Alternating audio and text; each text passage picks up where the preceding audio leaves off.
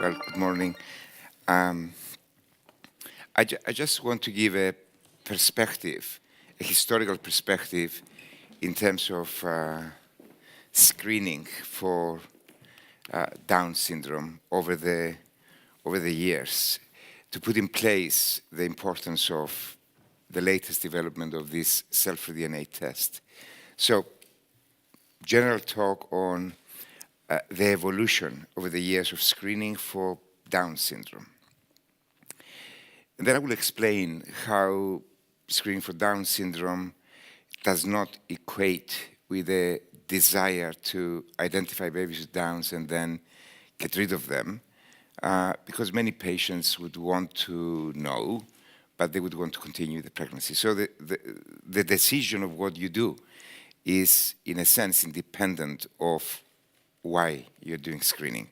So we start off with a story, and the story started 150 years ago with this gentleman, Langdon Down, who was an Irish physician in the East End of London, and he was working in the London hospital, and he wrote an essay concerning a group of his patients. He was looking up after many different groups of patients, and he identified certain common features in some of them, and he coined the term of Mongolism. Now, that is a term that is now politically incorrect, but it had an ideological basis at the time.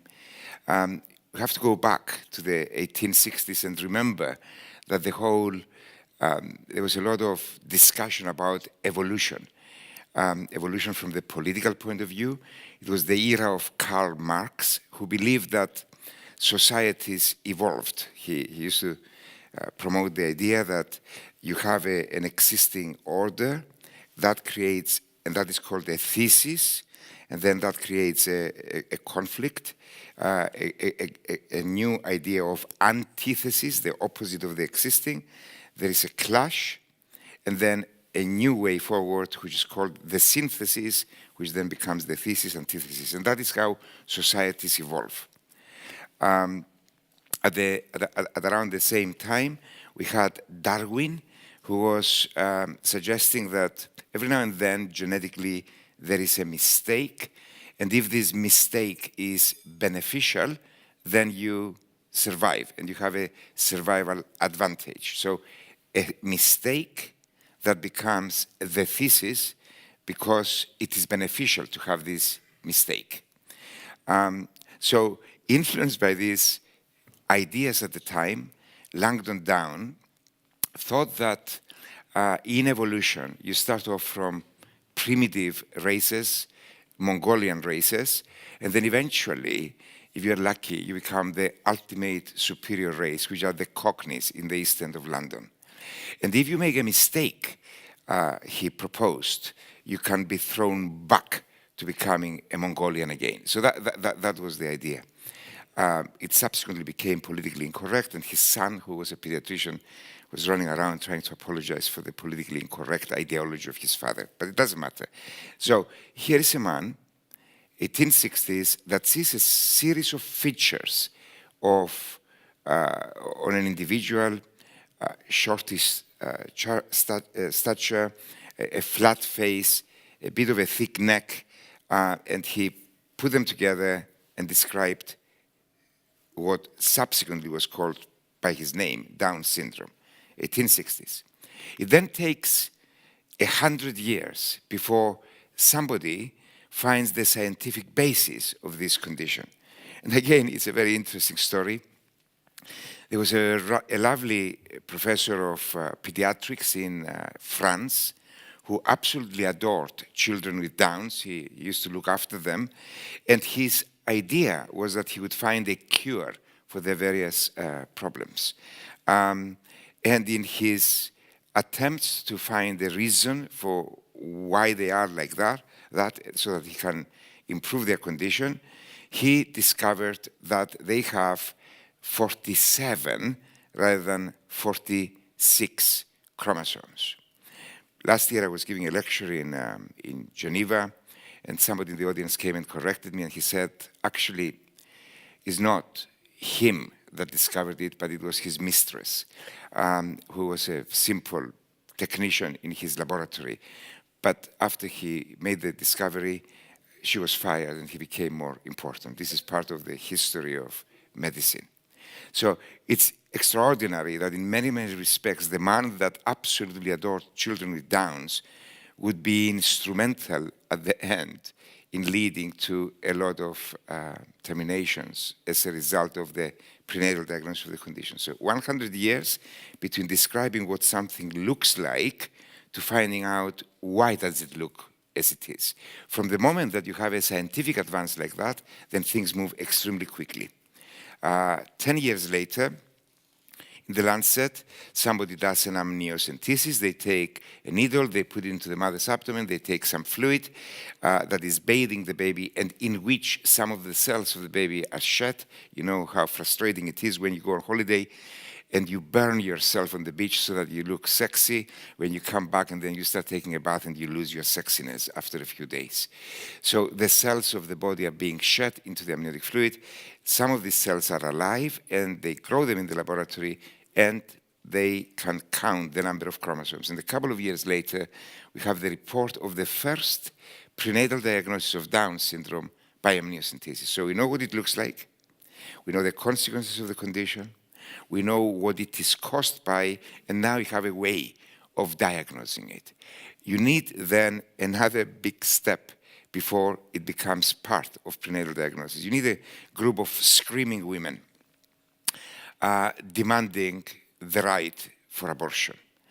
And abortion at that time was illegal in England, so there wasn't much of a point of diagnosing the condition. It was felt. But in 1966, as a result of this political pressure, the parliament makes it legal in England to have a pregnancy termination if there is a problem. So now the whole story is in the background, and you need a lot of pressure from people that have had babies with Downs, that they want to avoid the birth of another baby with Downs, and they wanted to have prenatal diagnosis. So the government is being forced to offer screening. So, but how do you go about identifying who is at risk of having a baby with Downs? They discover a paper from the early 1900s, 1909, in the British Medical Journal, where this guy, Shuttleworth, looked at a series of families with children with Downs, and he came up with an observation. He said, a lot of them seem to be coming from women that are reaching the climacteric. They're of advanced age. And remember, my grandmother at that time had 13 children. And the question that in that paper was raised, is it something to do with the age of the mother, or is it the consequence of having too many children and being exhausted by the process of birth, and somehow the too many children is damaging you and you produce a baby with Downs? But at the end of the paper, he looked at the two and he said, well, it looks as if it is more to do with the age rather than the exhaustion from having too many babies. So here we have a government that is being forced to offer screening to the population, and you have a paper from 100 years before that says Downs has something to do with the age of the mother.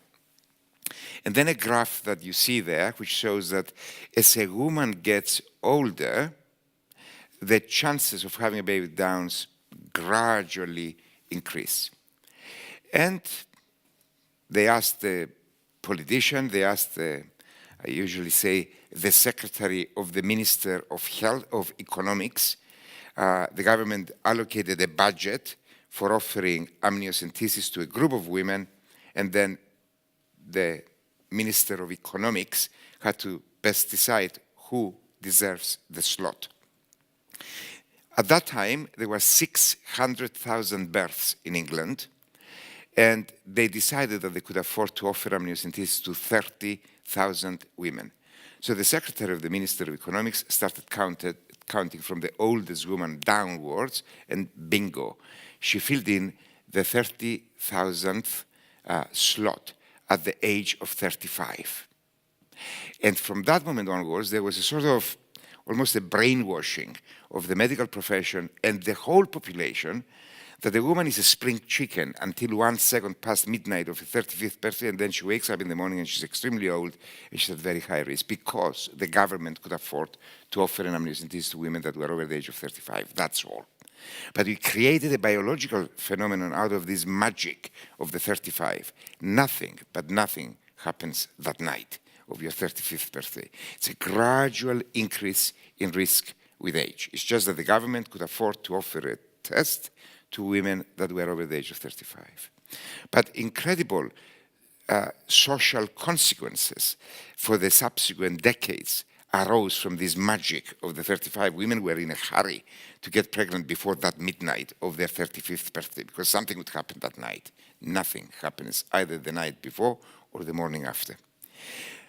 Subsequently, people realized that if you take all of the women and you ask them how old are they, and then the ones that are 35 years or more, you do an amniocentesis of them, you will diagnose some babies with Downs, but 70% of the babies with Downs come from the younger age group. It's very basic, actually.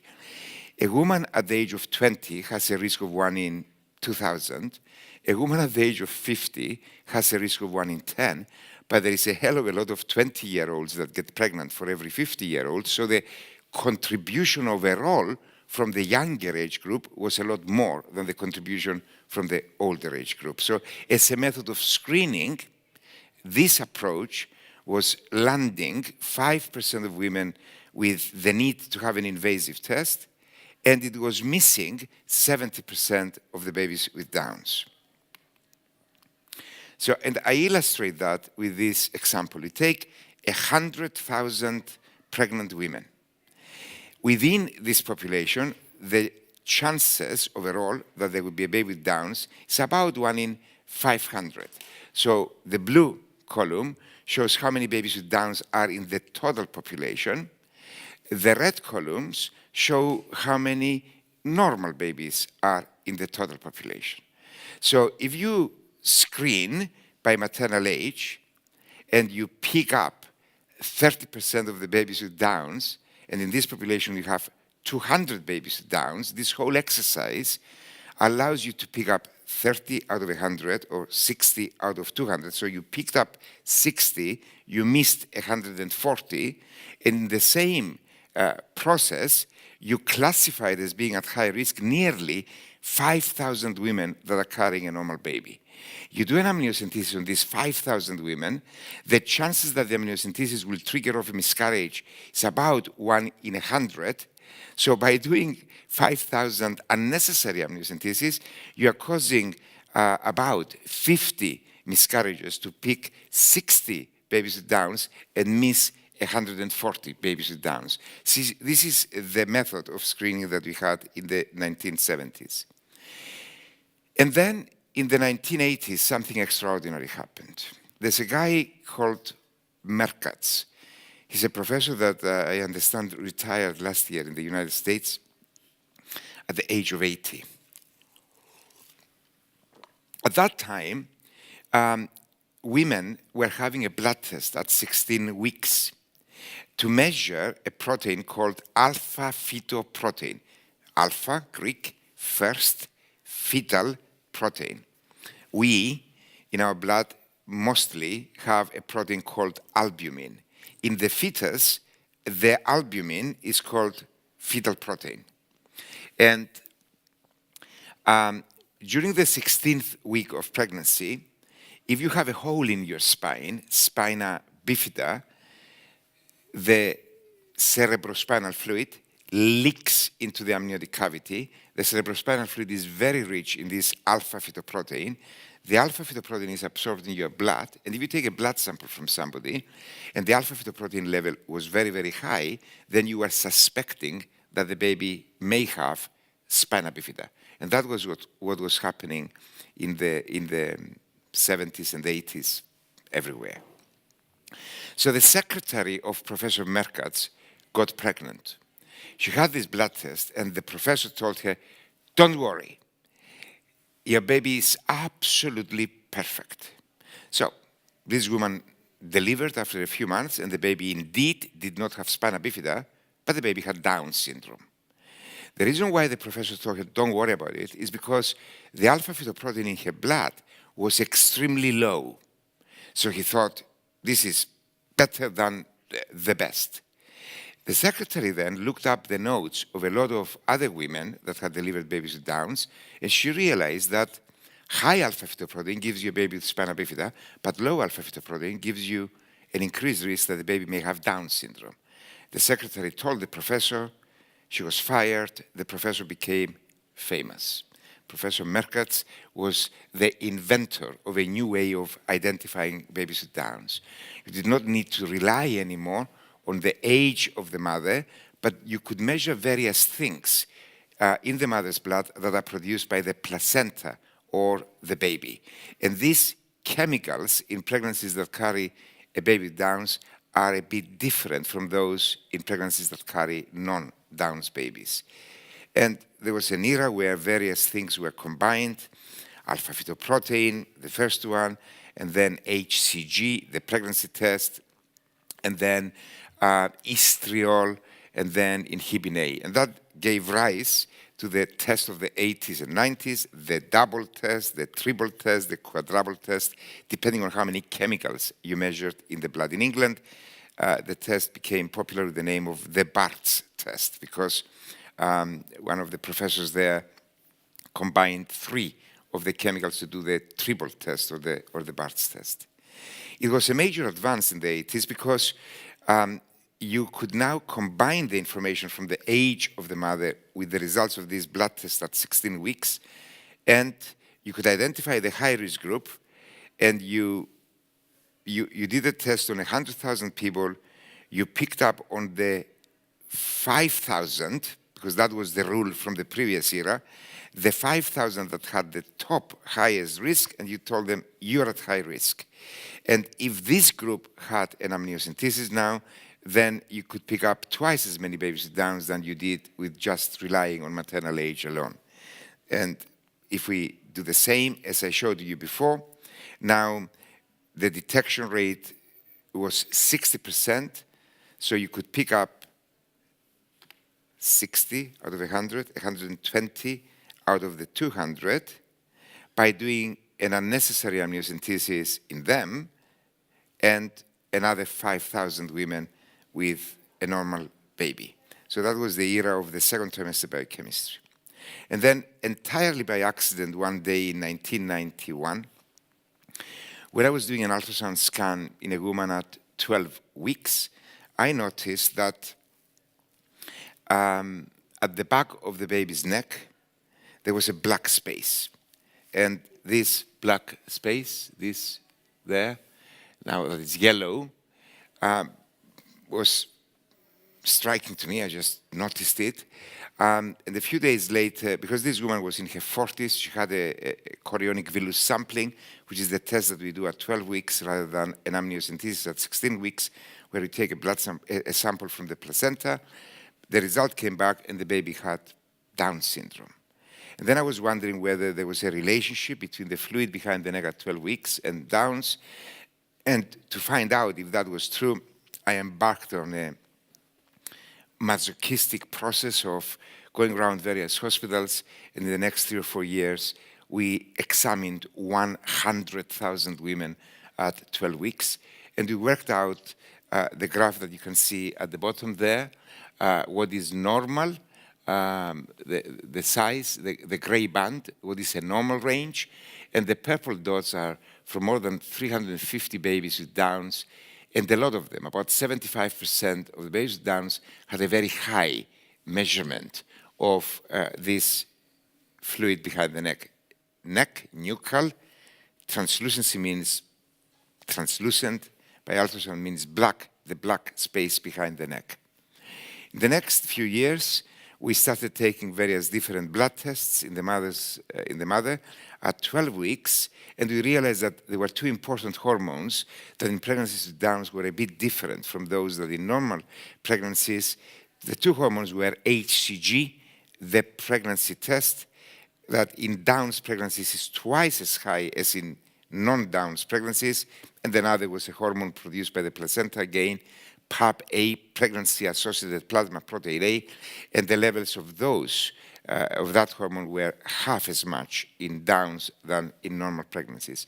We then developed mathematical ways of combining the information from the age of the mother, the fluid behind the neck, and these two hormones, and we came up with a test, the first trimester combined test that could now identify 90% of the babies with Downs. And more importantly, we reduced the number of women that needed to have an unnecessary invasive test from 5% to 3%. So 3,000 women out of 100,000 needed to have an invasive test, and we were now picking up 90% of the Downs, which is 180 out of the 200. At that time, I said it is important that this test must be offered to all of the pregnant women. I embarked on a political campaign to make the test available on the NHS. But the reaction to that, they said, well, we haven't got enough people to do the scan, we haven't got enough evidence. But I said, we published the data in the Lancet, we have 100,000 cases, what more evidence do you want? So I just said, we don't have enough evidence. I said, yeah, well, we don't have enough evidence. It took them another few years when one day they hysterically decided that they must offer it to everybody in 3 months in the NHS, and then they were in desperate need to find somebody to train everybody in the NHS. But I told them, look, I've been telling you for 10 years that we need to prepare for this. They said, yeah, I know, but you have 3 months. I said, good. I then realized that I was very angry at the time that it took so long. But then people told me, you were extremely successful. It only took 16 years. One of the biggest breakthroughs in obstetrics is to give steroids to women an injection of steroids to women that are at risk of having a very premature birth, because there was a lot of evidence that if these babies deliver very prematurely and they had an injection of steroids, the chances that their babies would survive were a lot higher because the lungs were becoming mature than if they had not received this injection. Do you know how long it took before the original description of this finding and eventually the system being adopted? 25 years. So 15 was peanuts. It was too short. I'm telling you this because of what I will discuss later in relation to the cell-free DNA test. In the subsequent years, we went on to describe some other features that are suggestive that the baby may have Down syndrome. We realized that the nasal bone is not properly formed. We realized that if you look at the heart of these babies, quite often they have an abnormality or some leaky valves within the heart. We looked at this special blood vessel that is found only in fetuses, the ductus venosus, and the blood flows in the ductus venosus were different in babies with Downs than not. If we combine this information with everything else that we had, then we could pick up 97% of the babies with Downs. But that was never approved by the National Screening Committee. Now we move on to the next phase. There was a hematologist, a Chinese hematologist working in Oxford. At that time, people were beginning to realize that when our cells die, the DNA that is in the nucleus of the cell is broken up when the cells die, and is broken up into fragments, and it is released into the surrounding fluid. And that is why it is called cell-free, free from the cell in which it was, cell-free DNA fragments. And at that time, it was realized that when you have cancer, the cells of your body are growing very, very, very rapidly, and they are dying very, very rapidly. So in cancer, the amount of cell-free DNA in the individual that is affected by cancer is very much increased. And Dennis Law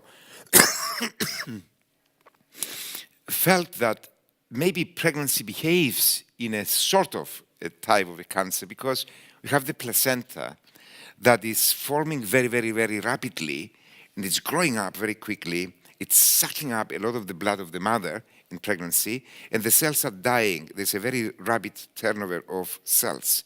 So he examined pregnant women, and he found that, indeed, they had a lot of cell-free DNA in their blood.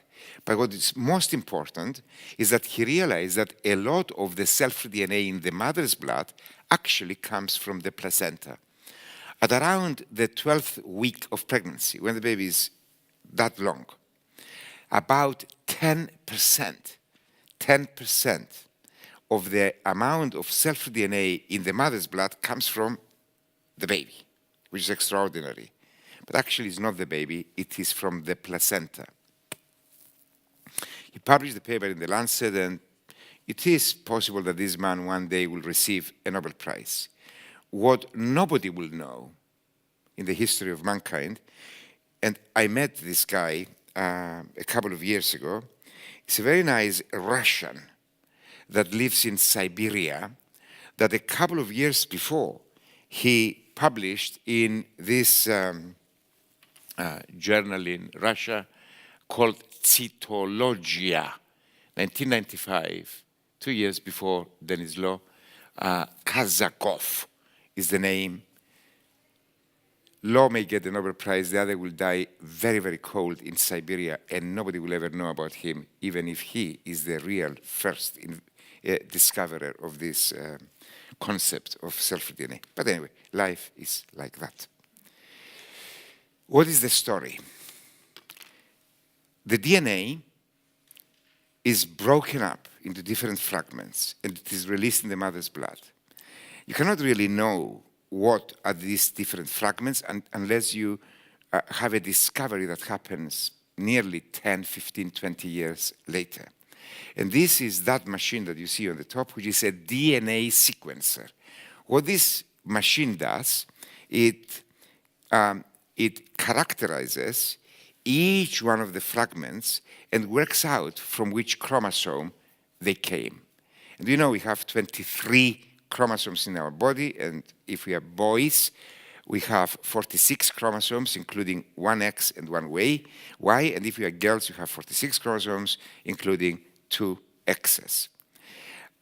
When the DNA fragments are being formed, each one of these 23 different types of chromosomes is broken up into different fragments.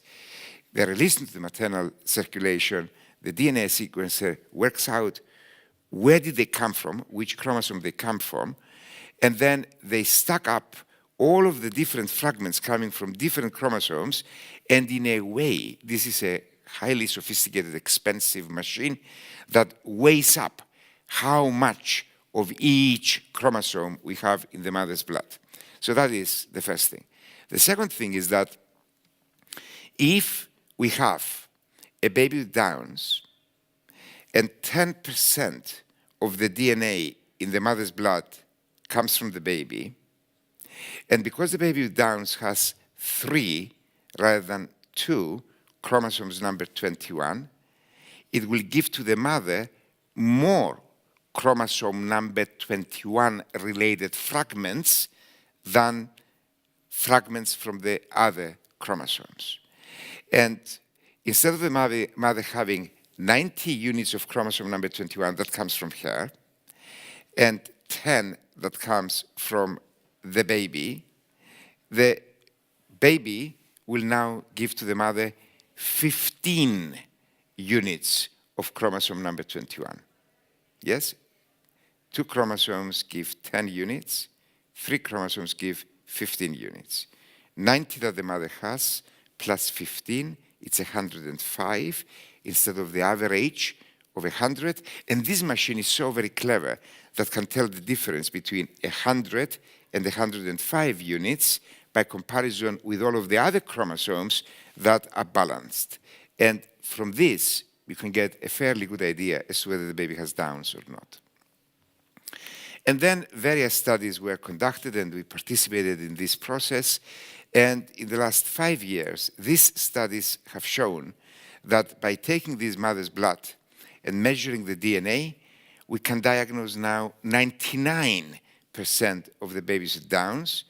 And on the other side, very, very importantly, instead of the false positive rate being 5% with maternal age, 5% with the second trimester serum biochemistry, 3% with my test, the combined test, the false positive rate with this is 0.1%. So the wrong classification of normal pregnancies as being possibly at high risk is dramatically reduced. And the detection rate is substantially improved. And this again, back to the original graph, comparing the proportion of babies with Downs, the blues, that are being picked up, and the proportion of normal babies that are falsely classified as being at high risk. And the black band comes from the use of the cell-free DNA test. We are now picking up 99% of the 200 Downs, so we are picking up 198 of the 200 babies with Downs. And on the other side, the false positive rate is 0.1%. So the number of cases that we are falsely classifying as being abnormal is less than 100. It's about 80. However, I want you to focus on the fact that with this test, we don't pick up all of the cases of Downs, nearly all, but not all. And number two, we don't always get it right. We still get it wrong some of the time in the red area. But compare those numbers in the last row with the previous ones, and you will see why this new test is a very useful addition to what you had before. I will skip this because, right. So now the question is, this is a great test. It's a great advance of what we had before. Why not offer it to everybody, which is what I would want to happen? Well, because the test is still quite expensive. Many, many companies are developing their own new methods. It is very obvious, like every technology, from cars to televisions to mobiles, that eventually the more the competition, the more the uptake of any new product, the lower will be driven the cost. But still at the moment, it is costing about £400 to £800. So we cannot realistically at the moment offer the test to everybody, but who should be the ones that should be offered the test? The National Screening Committee has recently recommended that women should have the combined test in all of the hospitals. And if from the combined test the risk is more than 1 in 100, which is what has been traditionally happening, instead of women being offered an invasive test, they should be offered the option of having either an invasive test or the cell-free DNA test. I think, therefore, this would lead to about 3% of pregnant women being offered this test. I think that this is wrong, but I am campaigning for a different strategy. And the strategy is that we continue to do the combined test on everybody, as we are doing now, and on the basis of the combined test, split the population into 3 groups. The blue group, which is by far the majority, the low-risk group, with a risk of less than 1 in 1,000 from the combined test. And those women don't need to have anything else done. Those will constitute nearly 80% of the population. They're the vast majority. Very, very few babies will have chromosomal abnormalities in that group, and we cannot afford to do everything for everybody. On the other end of the spectrum, the red area is the group that have an extremely high risk from the combined test, a risk of more than 1 in 10. I think that in that group, there are so many chromosomal abnormalities, more than just Downs, that I feel that that group should be considering very seriously the option still of an invasive test.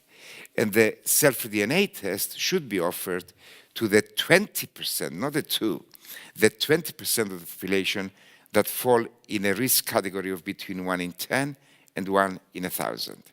That way, you will maximize the detection rate of Downs and some other chromosomal abnormalities that this test can give, and at the same time, reduce dramatically the number of unnecessary invasive tests.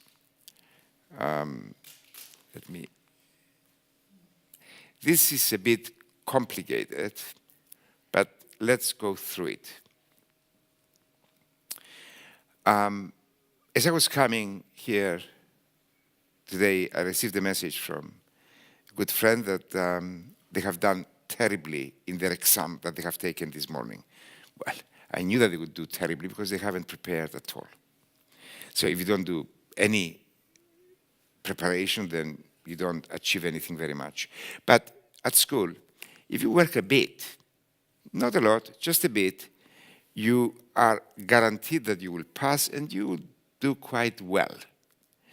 However, to go from average or just passing to being absolutely brilliant, you need a hell of a lot of effort. And this is in everything we do. So if you do anything, you almost get to the 80s and the 90s, but then to get from the 90s to the hundreds, you need an enormous amount of effort at the bottom. This is the curve that follows every effort to achieve something. I draw the line at the 20%, the red, and I feel that if we offer to 20% of the population, properly selected 20%, this test, we will be reaching the 98% detection. To go from the 98 to the 100, then the effort and the cost is absolutely enormous and unrealistic unless something dramatic happens and the cost of the new test is driven down. So, conclusion. I think that all women should have the combined test as they do now. The group with a risk of 1 in 10 to 1 in 1,000, not 1 in 100, they should be offered the self-DNA test.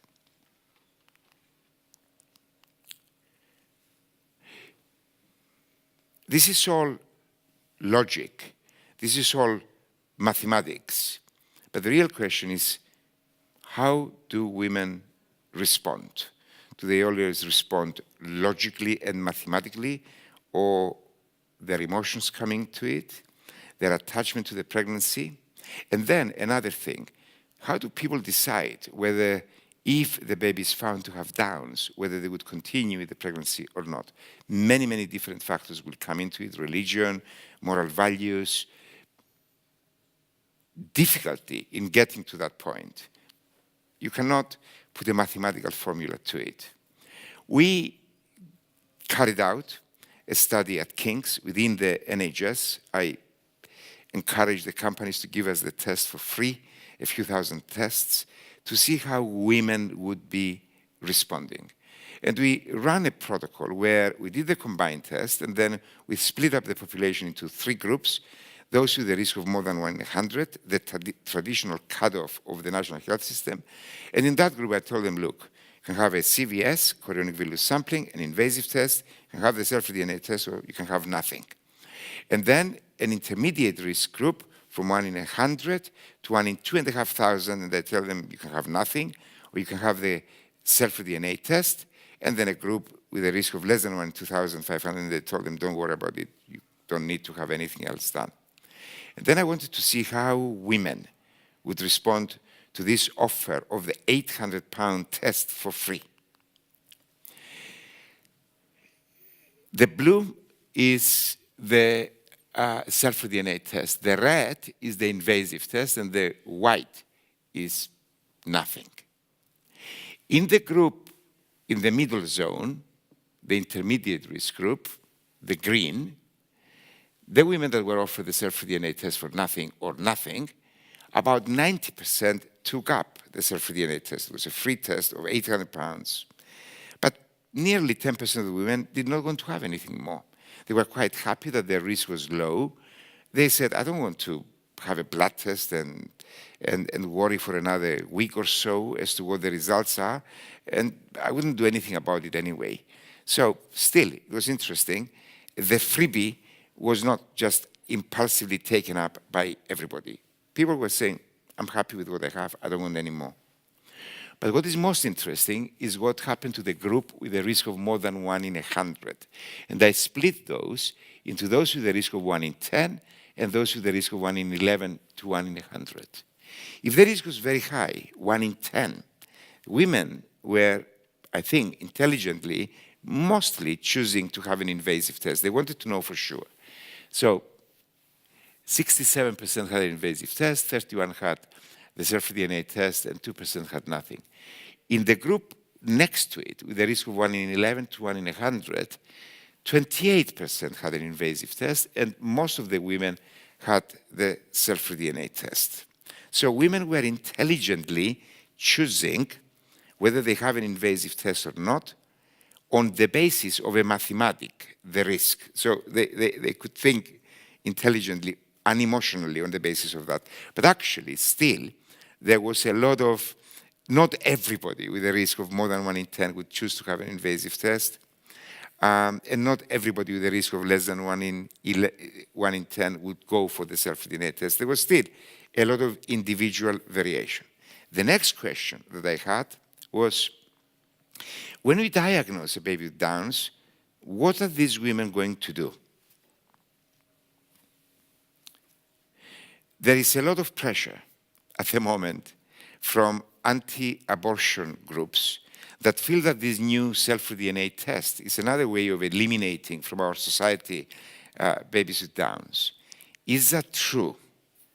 Is it true that because you have a new test that can tell you more accurately whether a baby has Downs or not, automatically the parents would go on to have a termination, and therefore will pick up all of the babies with Downs and kill them all before they are born? Is that true? At the moment, in England, where the only option for women with a risk of more than 1 in 100 is to have an invasive test, only about 70% of women are having an invasive test, and the others are not having an invasive test. Why is that the case? Is it because the ones that would have an invasive test would have a termination, and the others that are at high risk, and they say, I don't want to have an invasive test, are not having an invasive test because they would not have a termination? Or is it people that have had infertility? They had a lot of difficulty getting there, and the last thing in the world that they want is to have an invasive test. What is it? Is it one, or is it the other, or is it the combination of the two? What we learned from this process was that a lot of women that were previously choosing to have nothing were now, not an invasive test, were now having the self-DNA test. Is non-invasive. So I said, aha. So those women that were afraid of an invasive test are now choosing the non-invasive self-DNA test. But what are the women going to do if we find that the baby has Downs? I want you to think about it. Do you think that there will be a difference in their decision of whether to have a termination or not, depending on whether their original choice was to have an invasive test or the self-DNA test? Well, the answer is at the bottom there. In the group that had the CVS, the invasive test, when Downs was detected, more than 90% were choosing to have a termination. In the group where the women were choosing to have the self-DNA test, only 38% were choosing to have a termination. So it is interesting. And it is an answer to me, to those in the society that are concerned that our objective is to identify Downs and kill them. Actually, it has to do more with the decision of whether you want to know or not, as well as whether you will be having a termination or not. But I don't think that the overall number of babies that will be terminated will dramatically increase with the introduction of the self-DNA test, but more women would want to have the knowledge of whether their baby is affected or not, and then decide what to do about that. I just want to discuss a few more topics if I have not run out of time. The problem of twins. This is a real problem, twins. The rate of twins in our society is increasing quite a lot. And there are two reasons for that. The first one is that women are delaying having their babies. The older a woman is, the greater is the chance that she will conceive twins naturally. There's something about, as a woman gets older, she misfires more than one egg. So the chances that she will get pregnant with twins increase as the woman gets older. And women, in the last 30 years, have been delaying and delaying and delaying having babies, so the rate of twins increases. Also, in women that require IVF, the rate of twins is dramatically increased as people are putting more than one embryo. Now, when we have twins, you can either have identical twins, so that if one baby has Downs, both of them have Downs, or the majority are non-identical twins. In non-identical twins, if one baby has Downs, almost invariably the other baby does not. And here we have a situation of non-identical twins, let's say, with one Downs and one non-Downs. How good is this cell-free DNA test? Well, there is a complication with that, because the cell-free DNA that we measure in the mother's blood comes from the placenta. So if you have one normal placenta and one Downs placenta, the normal placenta is masking the effects of abnormality of the abnormal placenta. So the test will be less accurate in the presence of twins. There are various methods that the various companies are trying to improve this method by looking at the cell-free DNA from each one of the babies. But in doing so, the number of failures of the test increase.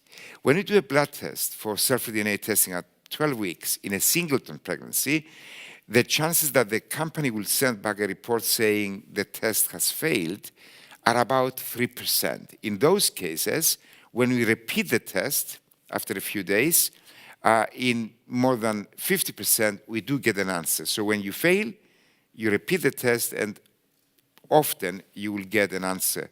And if you don't, you do the test again after a few days, and you can get an answer. In twins, the rate of failure is not 3%, but it is 9%. There's something else very weird. In IVF pregnancies, for one reason or another, the rate of failure of getting a result from the cell-free DNA test, irrespective of whether you are a singleton pregnancy or a twin pregnancy, is substantially higher than in a non-IVF pregnancy. The two graphs, the dotted red line is for twins, and the solid blue line is for singletons, and you can see that in IVF pregnancies, the graph is shifted to the left. A lot more failures in IVF twins or singletons than in non-IVF twins and singletons. One possible explanation is that in IVF pregnancies, the placenta is all right, but is not as perfect as it can be in a spontaneous conception. And that is, I don't want to scare anybody here, but that is why in IVF twins or singletons, we have a higher rate of preeclampsia, high blood pressure in the mother, or a higher rate of placental insufficiency, where the growth of the baby is less good than in a natural conception. In a few cases, not in the majority. So here we have a couple that have had many years of infertility. They eventually have IVF treatment. They end up having an IVF conception of twins.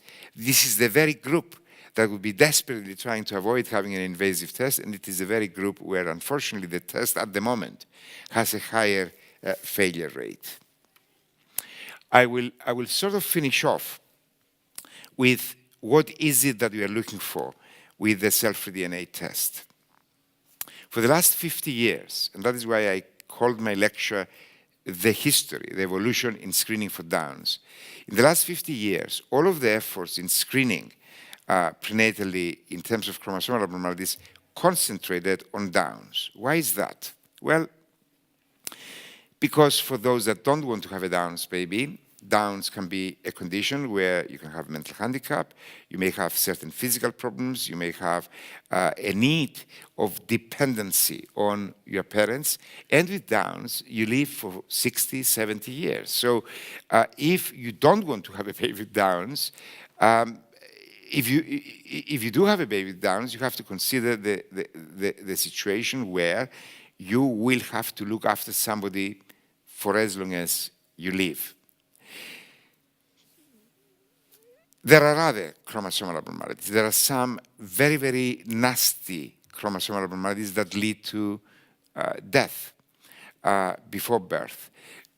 The nastier the chromosomal abnormality, the earlier the death of the fetus. For many of the chromosomal abnormalities, you don't see them at all, and they end up causing a miscarriage in the first few weeks of pregnancy. The majority, we believe, of miscarriages in the first few weeks of pregnancy are a consequence of a chromosomal abnormality. There are some chromosomal abnormalities that are highly lethal, and those most well known are Edwards syndrome, which is 3 lots of chromosome number 18. Downs is 3 lots of chromosome number 21. Edwards syndrome.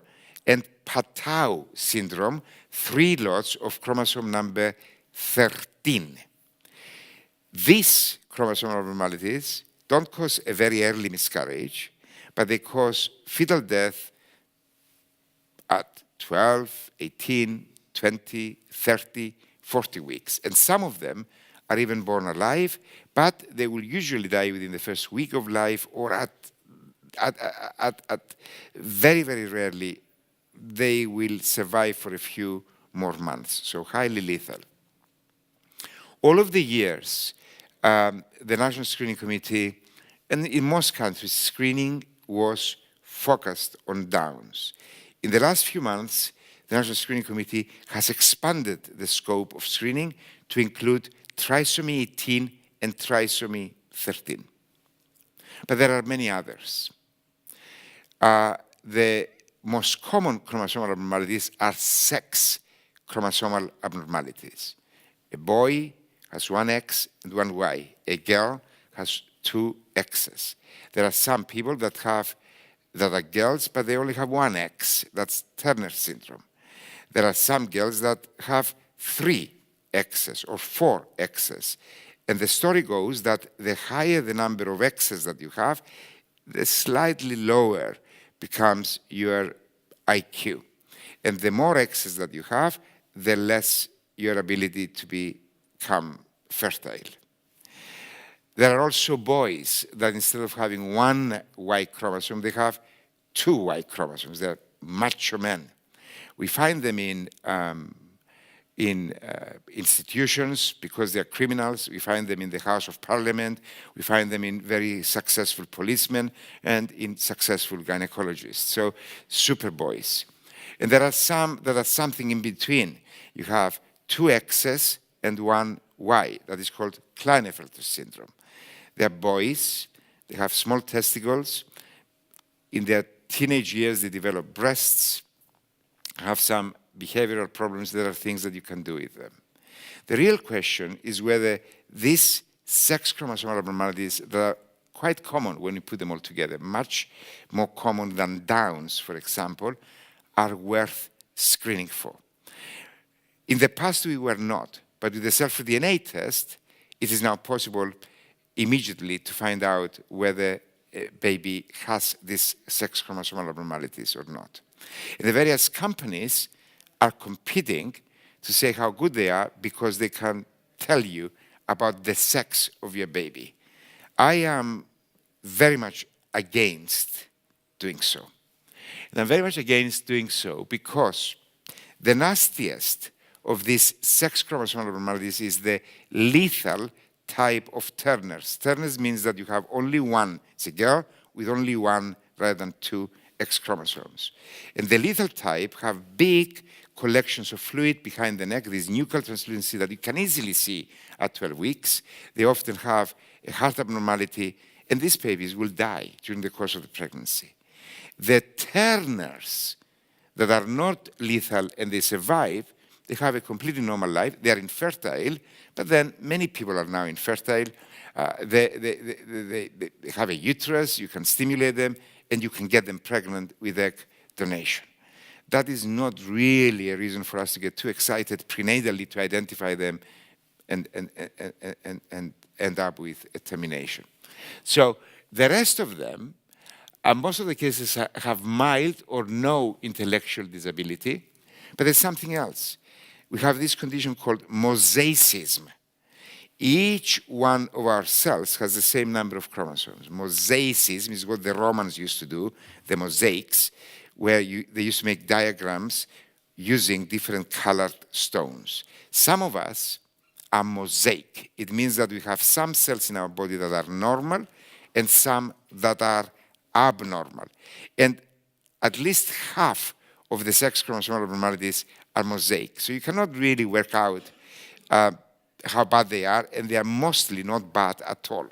But if the baby is a mosaic, then the placenta can be a mosaic, or the placenta can be a mosaic and the baby may be completely normal. Actually, in the vast majority of cases where we may be finding from the placenta or from the cell-free DNA that the baby may have one of these sex chromosomal abnormalities, we go on to do an amniocentesis and we find that the baby is completely normal. So here we have conditions where they're not so important, where they lead to a lot of technical problems in their interpretation, and they are also occasions where the baby is completely normal, but the mother has one of these sex chromosomal abnormalities. These are women that have a completely normal life, they are completely intelligent, everything is all right, and because they get pregnant, they have a blood test, and then they are being told that they suffer from a chromosomal abnormality. I think it is wrong, just because it comes as an extra. It's like buying McDonald's, and they give you a free extra chocolate milkshake to make you even more stupid and fat, just because you get it for free. It is not a good thing. I think it's a very bad thing, and I am strongly opposed to it, because if we go down that route, we are going to increase the pressure actually against the introduction of the cell-free DNA test for where it is beneficial.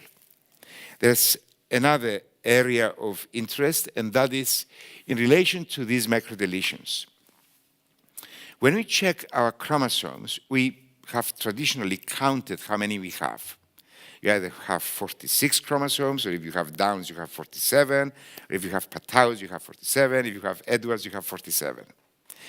If you have Turners, you have one missing, so you have 45. But people are beginning to have been realizing in the last few years that there are some chromosomal abnormalities where the total number of chromosomes is normal, but bits of the chromosome are missing or extra. And this may be quite common. Some people are suggesting that 1% of the population may have these deletions or duplications. And these are completely unrelated to maternal age. So much so that if you look at the graph in the middle, the yellow line, if we take all of this, for a woman under the age of 30, the chances that she will end up with a baby with one of these microdeletions is considerably higher than the chances that she will end up with a baby with Downs. Some people, therefore, now say, in the United States, mainly arising from the private sector, that we should tell all women that they may be carrying one of these microdeletions, that their babies could have serious problems, and therefore all women should be offered an invasive test. Traditionally, we have been saying, and that was true in the 1960s, that if you do an invasive test, the risk of miscarriage is about 1%. Nowadays, in supercenters, the risk of miscarriage from an invasive test may be as low as 1 in 1,000. And the new logic is arising that if we want to look for absolutely everything, the best thing to do is do an amniocentesis or a CVS on everybody, and then do the new DNA type of tests, which can tell us not only the total number of chromosomes, but also whether you have bits missing or extra. So that's one logic. Another logic is that some of the companies are beginning to introduce in their panel of tests some of these microdeletions. I think that this is very, very, very premature because the number of microdeletions that they're looking for is a minute fraction of the total. The test has not been accurately been evaluated, and most of the time when the result comes back as being abnormal, in reality the baby is not affected. So this is the story. We start off with the description of what Downs looks like. It takes 100 years to realize that that is because of an extra chromosome, number 21. We enter a phase of screening based on maternal age. We move to a phase of screening based on the results of a blood test and biochemistry in the second trimester. We move to the first trimester with the nuchal translucency and the blood test, and now that has evolved into the cell-free DNA test. I think it's an important evolution. I think it should be offered on the NHS to a high percentage of the population. I am putting the limits at about 20%. Those women that have a risk from the combined test of more than 1 in 1,000. The new cell-free DNA test can potentially diagnose more and more and more things. I am strongly opposed to it expanding to test for sex chromosomal abnormalities. It may be useful in the future to look for microdeletions and duplications, but I think at the moment it's premature. So thank you very much.